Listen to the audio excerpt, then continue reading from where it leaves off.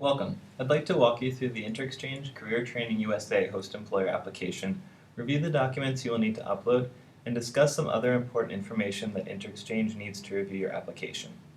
The information you provide in your application is used to autofill the DS7002 Training Internship Placement Plan, which is a document that the Department of State requires all host employers to complete on behalf of their J1 interns and trainees. This training plan is the contract for the internship or training program that you, your participant, and InterExchange must all agree to. So please follow along so that you can complete your application both quickly and accurately. Once you log in, click on the Company Basics tab to the left. If this is your first time logging in, this section will be blank. Enter all of your company details, including the exact address where you will host this particular participant. Once complete, click Save and Continue. Next, let's look at the Contacts tab. If you'd like to share this application with anyone else within your organization, click Invite Colleagues. Enter their details. No one from outside your organization should appear on the screen, so please do not invite the participant or any third parties. If you're working on the application with an attorney, please let us know and we will create an account for them. Next is the Documents tab, where you'll upload required documents. All employers must upload a valid workers' compensation policy or proof of exemption. If you did not complete a DUNS number in your company basics, you will also need to upload your business registration. Simply click Add another document to do so. During our review process, we will review and either accept or reject each document. You'll see a green box if accepted and a red box if rejected, along with the reason why. We'll also note the expiration date of each document so that you'll know when it's time to upload an updated document. The last tab is the Training Plan tab. This is where you will outline the training you plan to offer this participant. In this record, we can see a number of training plans with the most recent appearing on top. Each past, present, and prospective participant is listed here. To invite a new participant to begin their application, simply click Invite Participant. To see the training plan of a specific participant, just click on their name or picture. Here you will see the Company Basics data that you already completed under the Company Basics section. This information will be the same for all of your participants' training plans, so please verify that the data is still accurate anytime you work on a new training plan. If you want to host a participant at a second company location, contact our team and we'll set this new location up in your account for you. Please do not edit your Company Basics to reflect the second location, as this will update the location for all of your participants. In the Program Information tab, you must select a main program supervisor, who will be our primary contact person for all matters relating to this specific participant.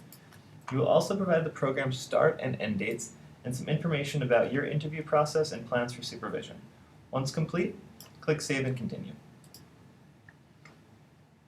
Next, enter the compensation details for this participant, including the number of hours per week, the stipend, and any non-monetary support you plan to provide. Remember, this is a contract, so please be specific and accurate. Also note that InterExchange requires all internships longer than 6 months, and all training programs pay at least local minimum wage. When you're finished, click Save and Continue. Next, you will need to review and sign the host employer agreement. Below this section, you'll see host documents.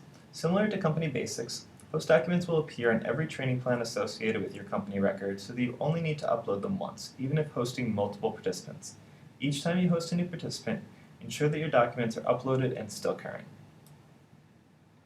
Now it's time to describe the training that you will be offering this specific participant.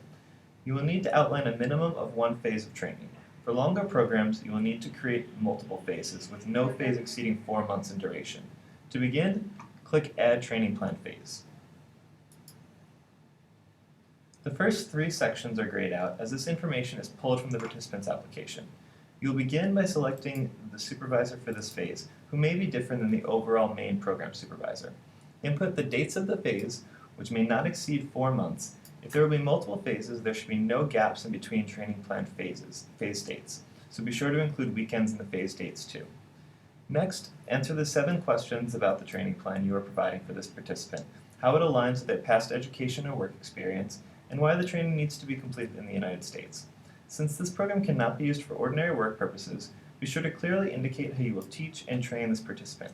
If you have multiple phases, each phase must have unique responses and cannot say, see phase 1, same as previous phases, etc. If you're not the phase supervisor, or if you'd like to come back and make future edits, just click Save. Only the phase supervisor can sign this phase agreement, and they can click Save and Sign once phase details are complete. Once signed, training plan phases are locked for edits.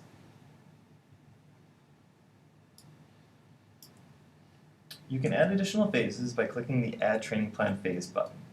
If you'll be hosting more than one participant, you can also copy this training plan to a new participant by clicking Copy Phases and then selecting the participant from the drop-down. Just remember to verify and edit training plan details where needed. When all phases are signed, the gray button beneath training plan phases will turn blue and you may click Send Training Plan to Participant. This will send the training plan to the participant to review and sign, at which point they can submit their application to InterExchange for review if all other items in their application are complete. Once we review your participant's application and training plan, we will sign the sponsor agreement at the bottom, and you will see the DS7002 auto-populated with the data that you've provided. Each of your participants will receive a copy of their training plan in their acceptance packet to take with them to their embassy interview. We will also check in with your participants regularly throughout the program to ensure this training plan is being followed. If you need to make changes to the plan once it has been approved, please contact InterExchange.